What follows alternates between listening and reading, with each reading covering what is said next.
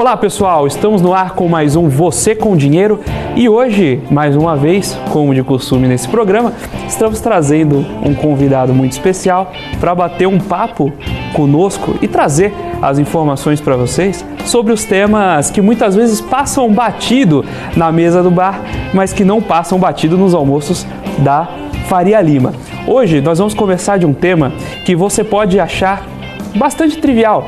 Você pode nunca ter se perguntado sobre as nuances desse tema, mas pode ter certeza que você tem muito a aprender e nós trouxemos um dos principais especialistas do mercado sobre o assunto para falar com vocês sobre rentabilidade dos seus investimentos, como calcular retorno. Essa pergunta que parece simples, parece muitas vezes trivial, você provavelmente faz isso do seu jeito, mas nunca se questionou sobre o método de fazer. Na verdade, guarda um monte de surpresas e, inclusive, sobre essas surpresas, a gente deve ter algumas atualizações, a questão de como marcar a mercado os ativos de crédito privado, especialmente, ativos que usualmente eram marcados pela curva em carteiras administradas, wealths. Hoje, nós vamos debater o impacto desse tipo de ajuste na carteira, mas não só. Nós vamos colocar você, telespectador, você investidor, para pensar sobre os impactos da forma de ver a sua rentabilidade na carteira. Para ter esse bate-papo conosco, eu trouxe um grande amigo aqui, o Gustavo Gucovas, um dos principais nomes no mercado e que eu tive o prazer de ser sócio na Com Dinheiro, o diretor operacional da Com Dinheiro hoje, que toca de perto toda essa discussão para a gente, com os nossos clientes, com boa parte do mercado financeiro, mas sobretudo carrega consigo uma paixão especial por esses números. Gustavo, muito obrigado por finalmente aceitar o meu convite.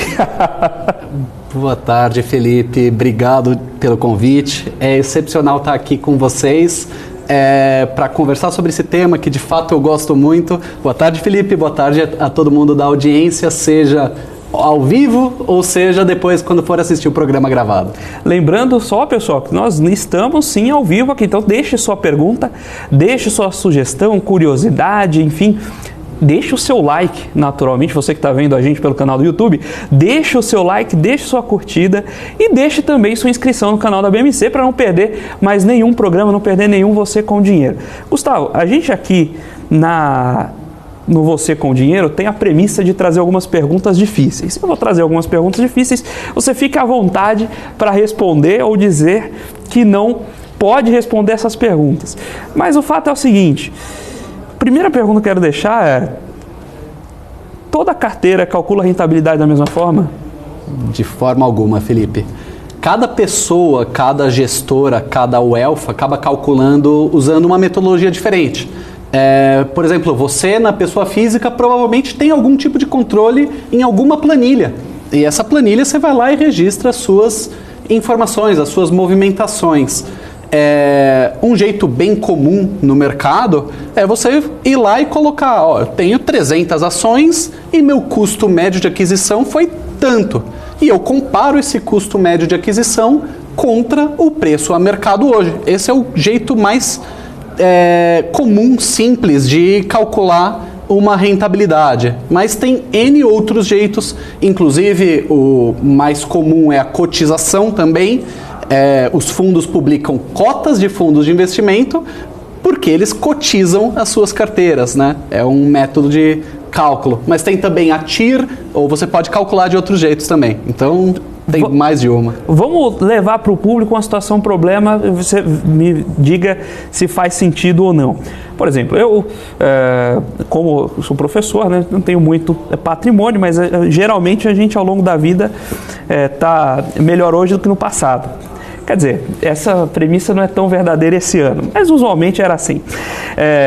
Se você, por exemplo, começa a investir pequenininho, você guarda seus primeiros 100, 200 reais.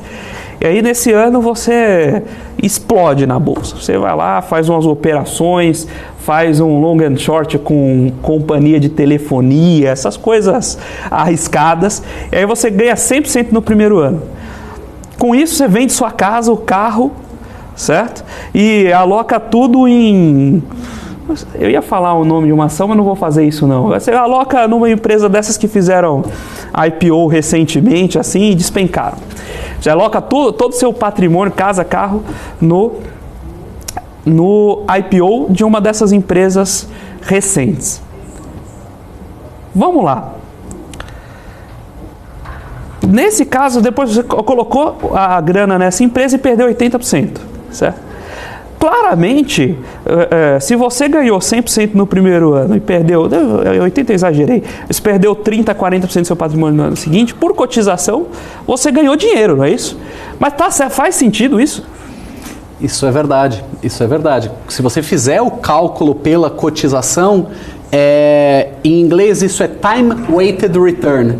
Ele é contraposto da TIR, que em inglês é Money Weighted Return, onde se pondera pelo volume de capital que está alocado. Então, na cotização, não importa se você está ganhando 100% com R$100 ou 100% com R$1 milhão. São os mesmos 100% de retorno.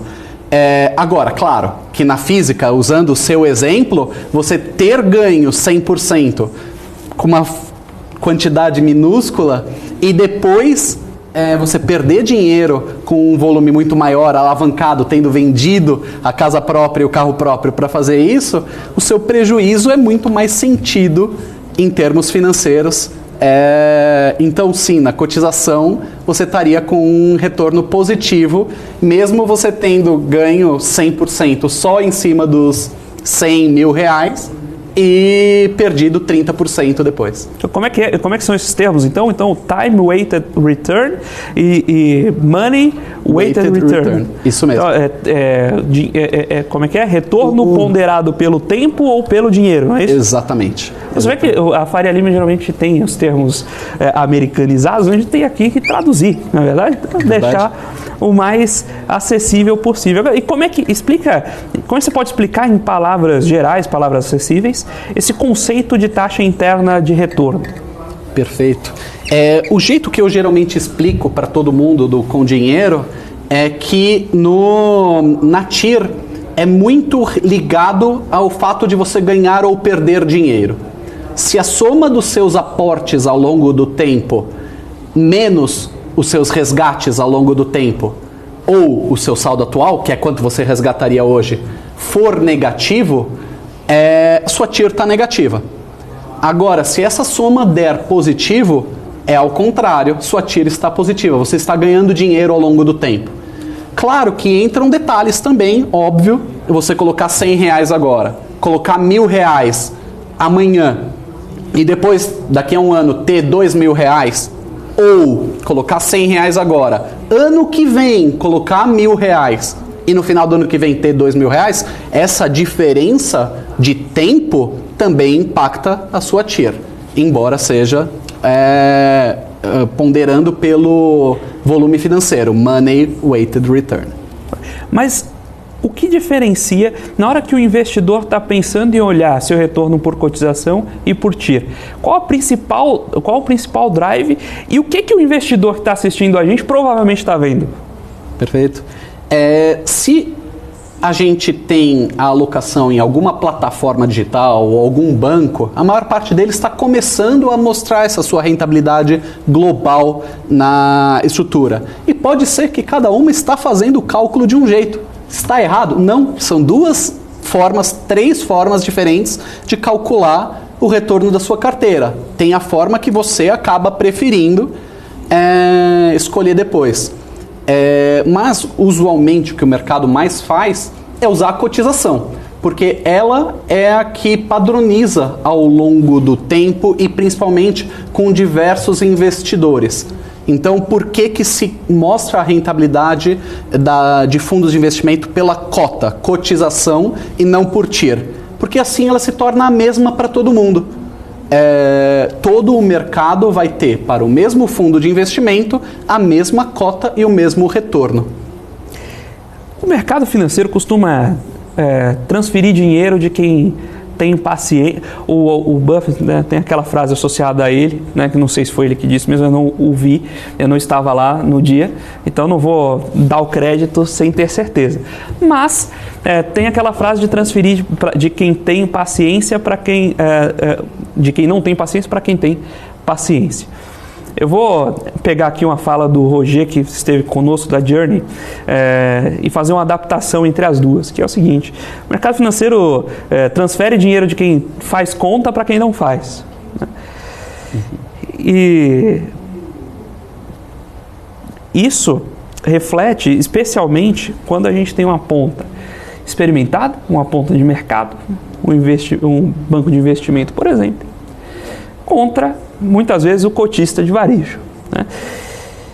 A começar pela taxa de administração. É a pergunta que eu sempre deixo para os meus alunos. Falo, olha, se você errar, já pode desistir, você não vai passar na disciplina, que é como é que se diariza a taxa de administração.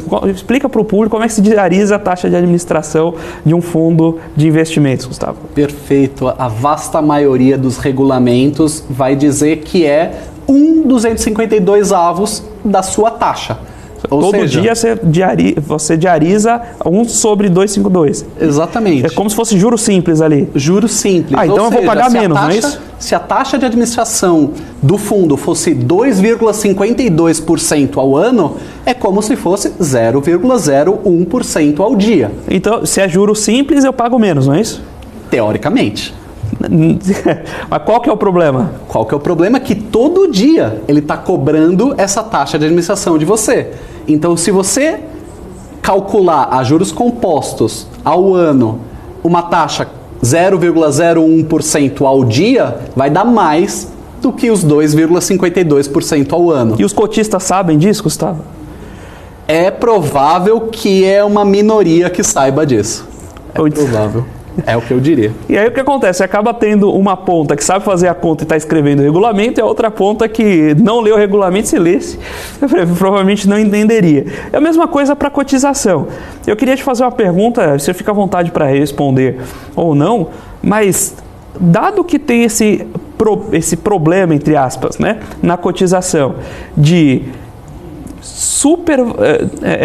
supervalorizar o tempo em detrimento do montante investido. Acontece de um gestor de fundos, quando está com um fundo pequeno, só tem o dinheiro dele, ele tomar mais risco para dar uma cota, aquela cota bonita nos primeiros dias? Poxa, poderia dizer que pelos dados que a gente vê pelo Com Dinheiro, isso deve acontecer. Eu ainda gostaria de ver algum estudo formal em relação a isso, mas é comum ver nos fundos de investimento, quando eles ainda têm pouco dinheiro, o seed money, né, seja a grana do gestor, family and friends, etc., ele ter um retorno um pouco acima do que a meta que ele acabaria tendo, porque ele se expõe mais a um risco que ele não se exporia lá na frente. E fora, se o cara é bem sucedido, ele vai rápido. Ele pode ir mais rápido do 1 milhão para 1 bilhão.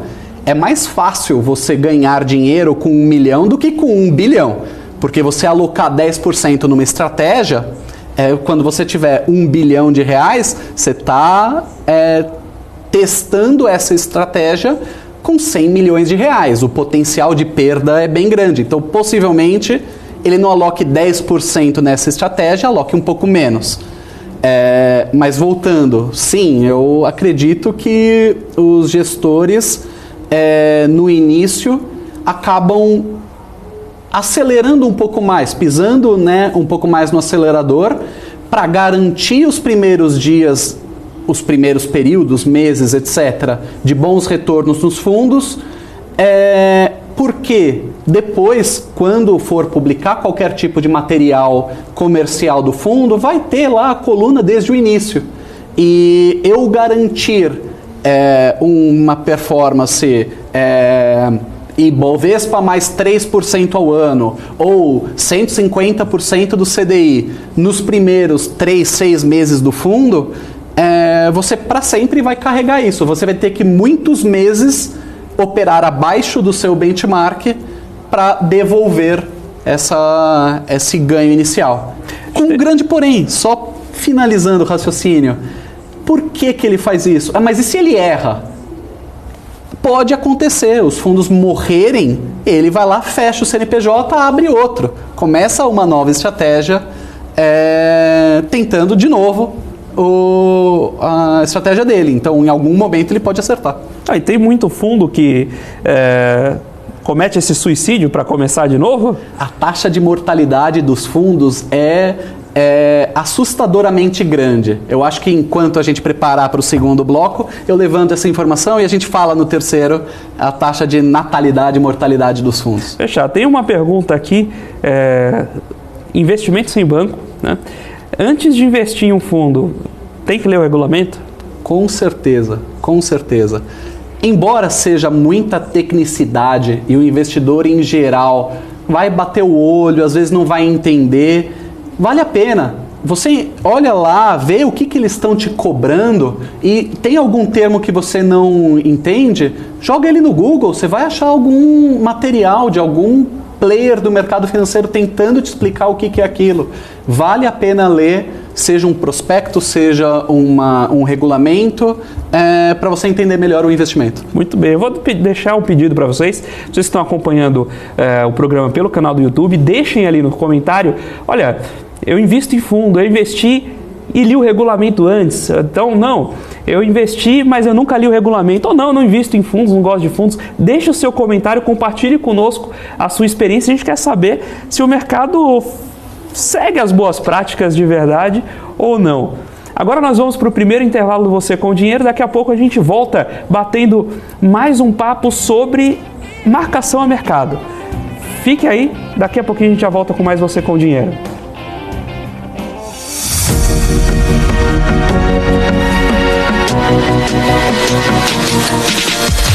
PMC News. Informação que gera valor.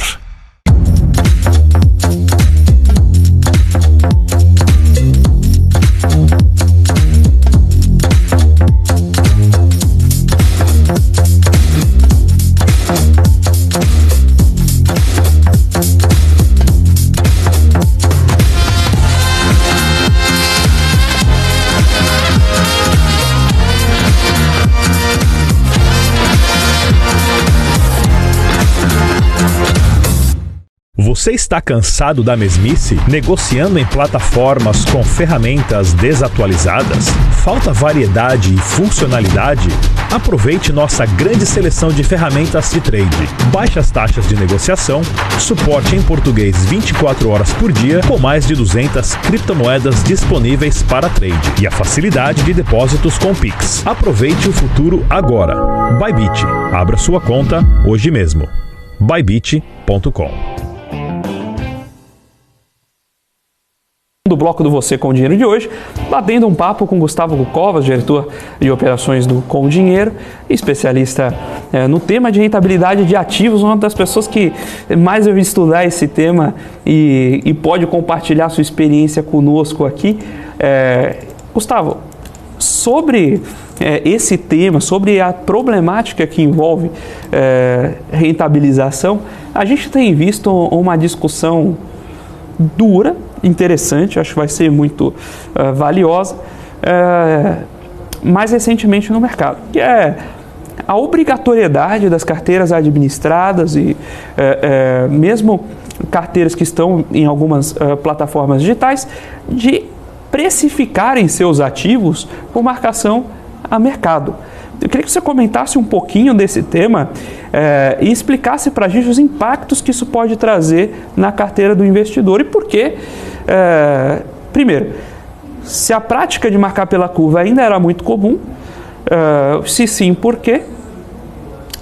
E quais são os impactos negativos desse tipo de modelo que a gente vai ganhar, né, com a marcação a mercado, mas que o investidor pode ainda não estar atento? Verdade.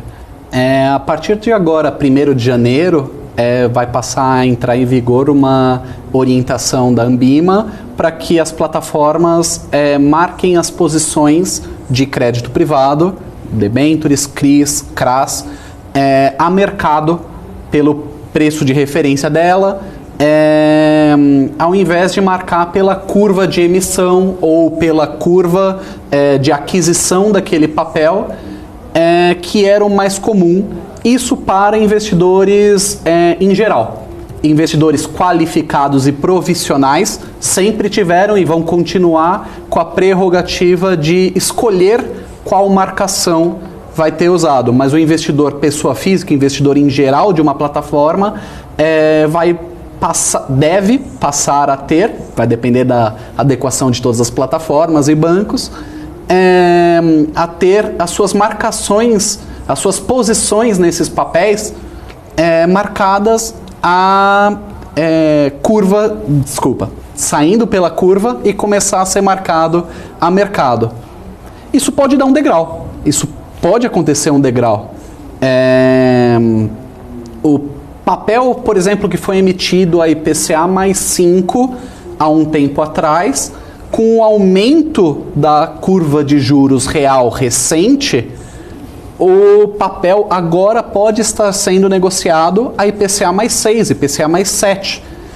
Isso quer dizer que, isso no mercado secundário, isso quer dizer que se eu estivesse marcando a mercado este papel, ele estaria, como a gente fala no jargão de mercado, andando de lado nesse período.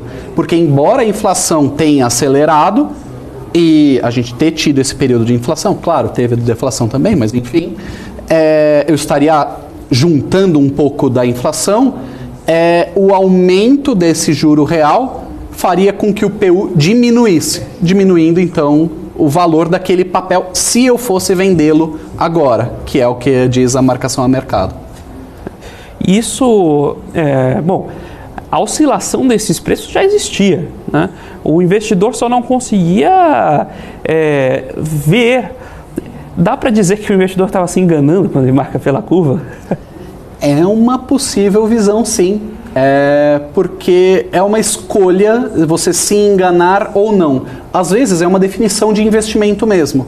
Então, se você comprou o papel lá em 2010 para segurar até o vencimento em 2030, faz total sentido. Por que não marcar na curva de compra ou na curva de emissão daquele papel? O que acontece, e que de fato você vai estar se enganando ao fazer isso, caso você tenha necessidade de se desfazer de todo ou parte dessa posição, o mercado é o que vale. Você não vai poder vender, porque aqui no meu controle IPCA mais 6 desde aquela época está valendo sei lá quantos milhões. Não, se o mercado estiver disposto a pagar menos por essa posição, não dá para dar murro em ponta de faca, e o mercado estará disposto a comprar por um valor menor. Então, a marcação a mercado ajuda a diminuir este degrau em caso de vendas antes do vencimento. Agora, quando você marca pela curva, naturalmente a evolução dos títulos acontece num padrão previsível, né? Faz sentido pensar, por exemplo, em volatilidade, em outros índices de performance, alfa, Sharp, nesse cenário?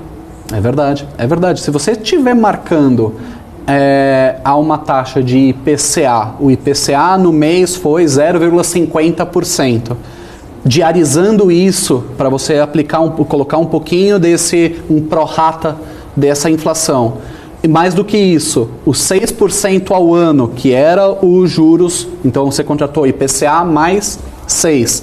Esses dois fatores positivos, o 6 vai ficar igual para sempre, até você vender esse papel, ou ele vencer. O IPCA, claro, tem meses de inflação e deflação, mas você está sempre provisionando alguma coisinha. De fato, isso fica muito mais previsível. Então, se você analisar a oscilação desse preço diária, ela praticamente não vai acontecer num nível de grandeza que a gente está acostumado no mercado de renda variável, mas que existe no mercado de renda fixa, essa mesma volatilidade para cima e para baixo, você acaba não vendo. Então, se você está marcando na curva de compra ou na curva de emissão um papel, provavelmente a volatilidade dele vai ser muito menor do que seria uma marcação a mercado, e você olhar um Sharpe desse papel, um Sharpe é o retorno ponderado ao risco, você sim vai estar se enganando, analisar o Sharpe desta posição ou considerar a sua carteira como um todo, o Sharpe dela vai estar aumentado, porque o risco vai estar diminuído. Então você pode, eu vejo muitas pessoas, né? Primeiro passo de sofisticação na hora de avaliar, né, um investimento, um investidor começa com retorno nominal das cotas lá. Ele vai lá ver, vai no comparador de fundos, vai na própria plataforma que investe e vê os fundos que renderam mais. Esse é o primeiro nível de sofisticação. Em algum momento alguém ensina para ele, tem que acompanhar, não, tudo bem, mas tem que acompanhar a volatilidade. E aí o que eu vejo muito acontecendo, o sujeito vai lá e compra um fundo multimercado, crédito privado, olha que maravilha, o retorno é bom e a volatilidade é zero.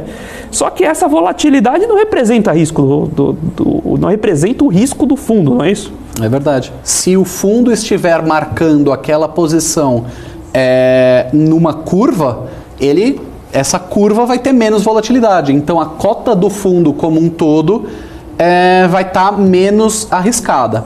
Ainda bem que a maior parte dos fundos os fundos para investidores em geral, que permitem aplicações e resgates, são obrigados a marcar a mercado essas posições. Ainda bem, porque senão poderia acontecer de ter muito fundo marcando na curva e os cotistas desse fundo não saberem que de fato aquela posição vale menos a mercado, ou mais.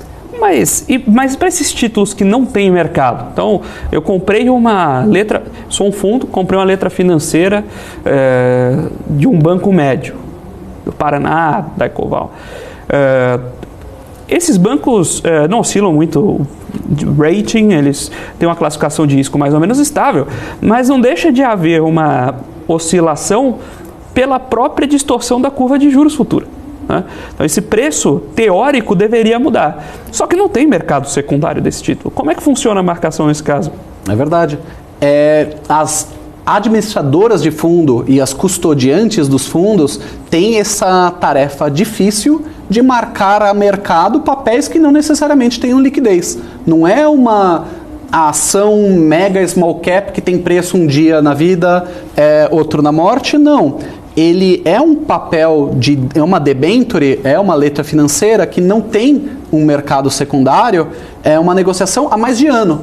Porém, o que existe qual foi a taxa que foi a última negociação, caso ela existiu? Mais do que isso, as outras emissões do próprio banco, a qual taxa esse banco está emitindo? Pode não ser o mesmo vencimento, as mesmas características, mas compara-se. Então você vê, aquele papel vai vencer em julho de 2025. O papel que foi emitido na semana passada, ele vai vencer em agosto de 2025 do mesmo papel. E a emissão foi a uma taxa ligeiramente diferente. Ou seja, o banco está praticando um spread um pouquinho maior ou um pouquinho menor.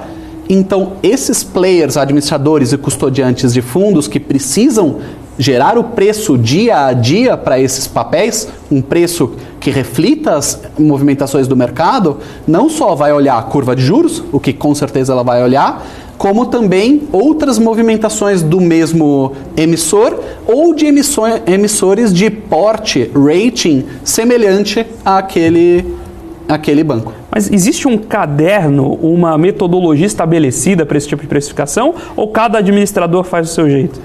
Se você procurar na internet pela metodologia de precificação dos administradores, você vai buscar e vai acabar achando linhas em gerais que são comuns em vários, mas é um pouco da arte. Ele tem os métodos quantitativos que em geral são usados os mesmos, mas cada administrador vai ter um dedinho, uma mãozinha, que são os ajustes que passaram lá no comitê daquele administrador, ou que passaram pelo gestor daquela administradora, que definiu, isso daqui neste caso vamos fazer desse jeito. E às vezes são casos tão específicos que vocês vão ver esses manuais que vocês procurarem, manual de precificação, não vai dizer para todos os casos possíveis. Eles são mais genéricos. Mas pode acontecer de um mesmo administrador, então, marcar um preço diferente para o mesmo ativo em 2 fundos distintos? Acontece. A gente já viu dados desse levantando pelo Condinheiro, que uma mesma letra financeira ou uma mesma debenture na carteira de 2 fundos diferentes, mas administrados ou custodiados pelo mesmo player, terem 2 PUs diferentes ou mais de 2 PUs diferentes, o que é super comum entre administradores, mas dentro de um só administrador isso pode acontecer. E oscilações expressivas ou coisa pequena? Acaba acontecendo algo relativamente grande. Não vou ter a ordem de grandeza, mas mais de 1% do PU de um para o outro pode ter mudado. Como funciona isso para quem vê a sua rentabilidade? Por exemplo, o pessoal que está assistindo a gente tem lá uma posição, seja numa plataforma, num grande banco. Como funciona isso para o investidor? Essas plataformas, elas têm um administrador centralizado que faz essas contas, elas desenvolvem suas próprias contas. Eu vou fazer uma pergunta meio dura, um pouco difícil, mas eu acho legal a gente levar esse debate para o público também. Quando a gente olha a rentabilidade no nosso banco ou na plataforma, o número que a gente enxerga é confiável? É um bom número? É uma pergunta dura, é uma pergunta muito dura. Eu gosto sempre de ter controles paralelos. Seja para eu investigar se o PU que está sendo a operação está sendo o PU de mercado agora, mas também para monitorar as posições. Então, ter esse controle paralelo seu vale muito a pena. E no que você estava perguntando se existe esse órgão centralizador, quem ocupa muito bem esse papel é a própria Anbima. Então, para a maior parte das debêntures, para a maior parte dos CRIs e CRAs que estão na carteira de investidores pessoa física, a Anbima já está precificando, tentando criar e fazer com que o mercado adote um mesmo padrão. Então, o exemplo que a gente estava falando sobre letra financeira, que cada administrador vai lá e calcula de um jeito, letra financeira é um papel muito mais comprado por players institucionais do que por pessoas físicas. Pessoas físicas, pela vantagem tributária, acabam indo para uma debênture incentivada, para um CRI, para um CRA, que ele acaba não pagando imposto de renda. E daí, nestes papéis, a Anbima está criando um padrão, publicando um preço de referência para aquele papel, que ela considera as movimentações no mercado secundário, todas as movimentações de curva de juros e de outros papéis semelhantes para ela precificar. E o que eu acredito é que as plataformas vão passar a adotar esta precificação. Esse é o mais fácil. Ao invés de a corretora falar, eu estou usando aqui a administradora que está no mesmo grupo que nós para calcular quanto vale essa debênture a mercado, ele vai lá e fala, não, a Anbima, o agente autorregulador do mercado, está falando que ela vale tanto. Então, facilita isentar essa culpa, essa responsabilidade ao adotar o preço da Anbima. Assim como naturalmente vai ter o grande banco que vai fazer isso. Deixa eu falar aqui o nome, não tem problema, né? Não estou falando mal de ninguém, mas, por exemplo, o Itaú, ele precifica as próprias debêntures, ele tem a própria precificação de debênture e quando você olha seu saldo lá, é uma precificação Itaú, né? Ele não usa uma precificação externa, aliás, quem quiser fazer a conta bater vai sofrer muito, não vai conseguir, porque é uma precificação interna, né? Então, acho que vai ter um pouco dessa queda de braço, né? Um pouco de cada lado, mas a Anbima já fazia esse trabalho com títulos públicos, não é isso? Ela tem o próprio preço divulgado pelo Anbima, né? Que é basicamente um boletim focus dos preços de título público, não é isso? Exato. Ela considera todas as cotações a mercado, vai lá, desconsidera um outlier de cada ponta, vai lá e calcula uma média, essa daqui é uma taxa e um PU de referência para o título público. Ela sempre fez isso. Os administradores de fundos E os players em geral já usavam este PU para marcar para título público, o que é muito mais fácil também, tem menos papéis e muito maior volume no secundário do que uma debenture, mas ela passou a fazer isso também para debentures CRIs e CRAs. Muito bem, então, pessoal da Ambima, fica à vontade, tá mais que convidados, podem participar aqui do programa conosco. Forte abraço para vocês e espero que o mercado unifique, não nada contra os administradores precificando, mas seria muito bom ter um player que unificasse esse tipo de preço para a gente evitar qualquer tipo de incentivo contrário ao investidor minoritário, investidor que está nos assistindo especialmente. Falando em investidores que estão nos assistindo, pessoal, a gente acabou de bater uma marca ali das 300 curtidas, mas não parem por aí, por favor, tragam mais curtidas, tragam mais inscrições no canal da BMC para você não perder os próximos programas Você com Dinheiro. Mas por enquanto, a gente vai para um pequeno intervalo e já volta com o terceiro e último bloco do Você com Dinheiro de hoje.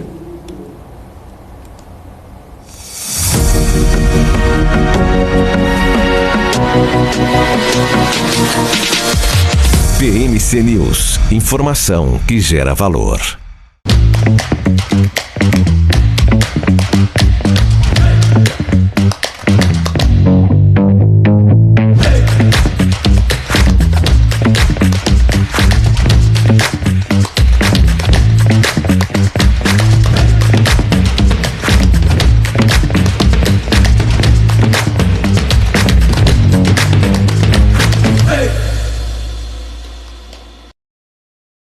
As empresas que fazem parte do seu dia a dia estão em uma das maiores bolsas do mundo, a Nasdaq. E a boa notícia é que você pode investir nessas empresas diretamente pela Avenue, sua corretora nos Estados Unidos. Com os dados das ações dos Estados Unidos fornecidos pela Nasdaq em tempo real, o cliente Avenue pode acessar diretamente as maiores bolsas do mercado americano. Entre neste mercado de tecnologia e inovação.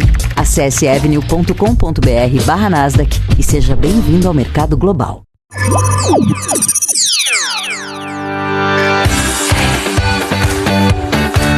Aqui você pode negociar índices como DAX, Nasdaq e S&P 500 e commodities como soja, cobre, petróleo e café. Além de ações e ADRs das maiores empresas do mundo, como a BMW, Google, Apple, Netflix e Disney.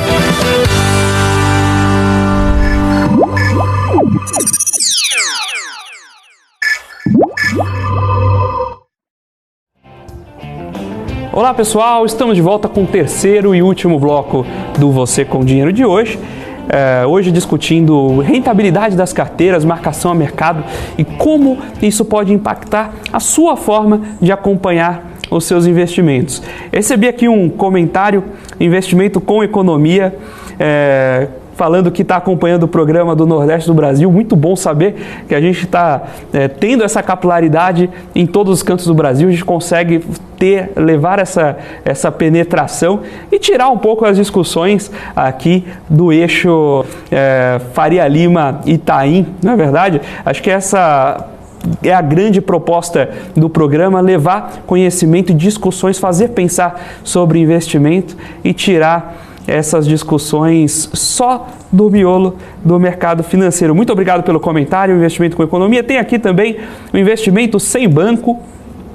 Faz uma pergunta para você, Gustavo. Você consegue explicar a diferença de uma carteira administrada e um fundo? E eu vou complementar aqui a pergunta. Qual a diferença desses dois para um clube de investimentos? Legal. A gente, na pessoa física, quando for começar a fazer algum tipo de investimento e começar a usar uma segunda plataforma, às vezes em uma só plataforma, você já passa a ter uma carteira de investimento, uma carteira sua, e a carteira administrada é quando você contrata um serviço de um terceiro para fazer o cálculo dessa sua carteira de uma forma global. Então, você contrata geralmente um gestor de carteiras, que pode também fazer gestão de fundos, para você fazer o cálculo e a rentabilidade e receber as orientações desse player como um investidor individual. Você, na pessoa física, é um investidor e acaba tendo a sua carteira administrada. Claro que isso acaba aumentando um pouquinho.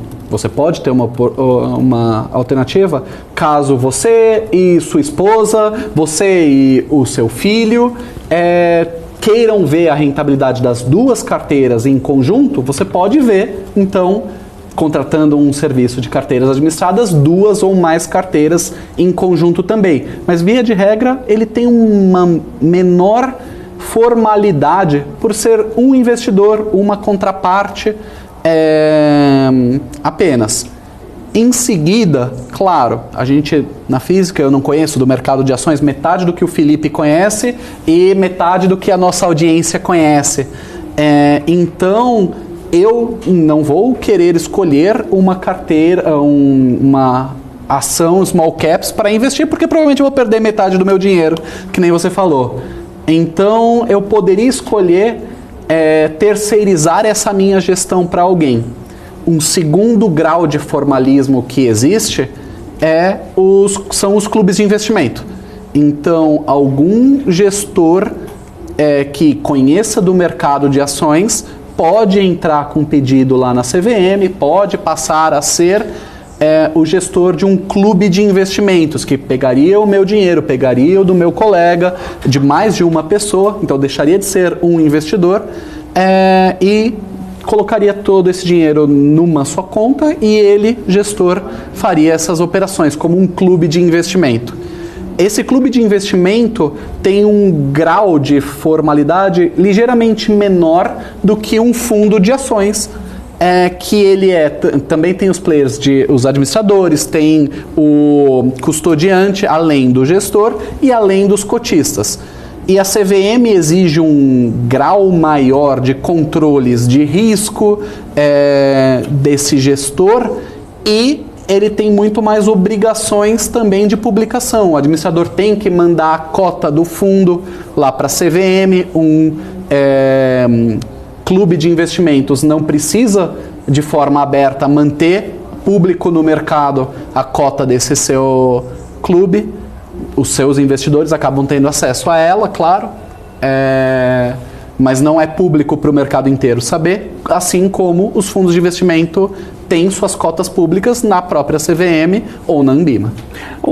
De novo, o Investimento Sem Banco que trouxe a pergunta retrucou uma questão. Se o serviço de administração da carteira apenas calculava o rendimento. Eu pensava que o administrador da carteira administrada também escolhia os ativos. Aqui eu acho que vale a pena a gente passar com o público por essa diferença, o que é o gestor, o que é o administrador, o papel de cada um, né? Acho que muitas vezes o pessoal confunde esses papéis, né? É verdade, é verdade. É comum a gente confundir e falar, até profissionais do mercado falam, o fundo é do administrador ou do gestor? Poxa, se a gente for buscar fundos no mercado, pegando o seu exemplo, o Itaú Multimercado, ou se eu pegar de algum outro grande banco, Bradesco, fundo Bram, institucional, ações, ele é um fundo de quem? Esses dois exemplos não são perfeitos porque esses dois bancos são bancos múltiplos e eles têm o gestor e o administrador dentro do mesmo conglomerado financeiro. Mas algum gestor independente, normalmente a gente pensaria que o fundo é do gestor. Legalmente falando, o fundo é do administrador. O administrador poderia depor o gestor. Claro que a placa é do gestor. Ele e o comercial dele que fez o trabalho para levantar todo o montante. Então, se acontecesse de algum gestor não seguir as próprias políticas e o administrador, juntamente com a Assembleia de Cotistas, destituísse o gestor, provavelmente o gestor, no dia seguinte, contrataria um outro administrador e ele abriria um novo fundo. Tecnicamente ele não contrata, né? É verdade, ele é contratado. Então ele vai bater na porta do administrador e fala, monta um fundo aí para mim, não é isso? Monta um outro fundo com o mesmo nome da minha gestora, porque eu preciso de um novo veículo. Então, na prática, o fundo é da administradora. A administradora que é a responsável legal pelo fundo, de fazer a assembleia de cotistas, de responder a CVM, estar vinculada à Ambima. E o gestor é o player que faz, como diz o nome, a gestão da carteira. É ele que vai tomar as decisões de investimento apenas relacionado a isso. Então, se a gente voltar lá naquela ideia da carteira administrada, você não contratou ninguém para fazer a gestão por você que está tomando as decisões. Mas você pode, caso você queira contratar o serviço de carteira administrada, contratar alguém para apurar esse resultado para você e fazer o cálculo, provisionamento de taxas, etc. Quem que normalmente faz isso? Não somos nós, pessoas físicas, que normalmente fazemos isso. Normalmente é um player institucional. É alguma fundação, algum fundo de pensão, né, uma fundação, que precisa calcular a rentabilidade daquele dinheiro, daquele plano de previdência que os seus coligados alocaram. Ele precisa calcular essa cota de uma forma profissional. Então ele contrata esse serviço de administrador para calcular essa cota. Na prática, ele pode manter a gestão com ele decidindo, o fundo de pensão decidindo onde que ele vai alocar, ou ele pode terceirizar, alocando em fundos de investimento, etc. Muito bem. Pessoal, investimento com economia aqui também perguntou de qual está nós fazendo a transmissão. Nós estamos aqui em São Paulo, ficamos bem próximos da Faria Lima, inclusive, até para facilitar trazer os convidados, né? Mas, de novo, a gente fica muito contente com a audiência de todo o Brasil. Falando em estar contente com a audiência, eu tinha feito lá o pedido pelos likes, eu vi aqui que funcionou, a gente subiu bem o volume de likes aí, mas se você ainda não deixou o seu, deixe o seu like e faça a sua inscrição para acompanhar todos os programas Você com Dinheiro, lembrando, de segunda a quinta, às 15 horas aqui na BMC News. Gustavo, a gente está caminhando para o final. Eu queria deixar uma pergunta quase filosófica para você, né? Geralmente faço no bloco final. O que você entende que é o principal fator para crescer o mercado de investimentos no Brasil? O que falta para o nosso mercado de investimentos e para o nosso investidor para a gente dar um passo adiante? É uma boa pergunta, uma pergunta difícil. Conhecimento. Eu acho que vale a pena mais pessoas conhecerem, terem a curiosidade sobre mercado de investimentos. É um tema complexo para quem não gosta do mercado financeiro, para quem é uma advogada, para quem é um médico, para quem não é do mercado financeiro. Tem muita sopinha de letrinha, LCA, CRI, um monte CDB, IR, IOF, tem muita sopa de letrinha que é complexo, assim como seria para nós entender cada código de cada doença que existe que um médico precisa saber. Mas o que eu costumo brincar, pode existir muito conflito de interesse. Você pode pagar um advogado para te representar frente a um juiz. Você pode pagar um médico para cuidar da sua doença, da sua condição. Você pode pagar um personal trainer para perder peso, porque ele vai entender mais de você sobre aquele tema, saúde, direito e por aí vai. Sobre dinheiro, você precisa ter confiança muito mais nas regras e conhecer as regras do jogo para você pagar alguém para cuidar do seu dinheiro. Porque, nota, é o mesmo meio, você está pagando pelo dinheiro, não está pagando pela saúde, não está pagando pelo direito, pelo perder peso, por qualquer coisa. Você está pagando por cuidar do dinheiro e fazer o dinheiro render mais. Então, tem um potencial de conflito de interesse grande. Embora possa ser chato em alguns momentos, conhecer minimamente as regras do jogo, conhecer minimamente os players que estão lá dentro e onde que ele vai ganhar dinheiro, para você pelo menos saber qual seria o conflito de interesse dele, ou ir atrás dessas informações, perguntar para alguém que você conheça do mercado financeiro, chama a gente no LinkedIn ou em qualquer canal, manda pergunta aqui no YouTube, a gente vai ficar feliz em ajudá-los, porque o que eu acho que o que mais vai ajudar o mercado financeiro é se mais pessoas quiserem, mostrarem interesse em juntar um pouco de dinheiro e investir um pouco melhor, sem simplesmente terceirizar meu gerente, escolhe a melhor coisa para mim e eu só assino embaixo. Tem muito potencial para conflito de interesse aí. Na sua carteira pessoal, tira ou cotização? Na minha pessoal, tira. Muito bem, pessoal. Com essa resposta, nós encerramos o Você com Dinheiro de hoje. Fique agora com o Top News para o fechamento de mercado e até amanhã com mais um Você com Dinheiro. Até lá!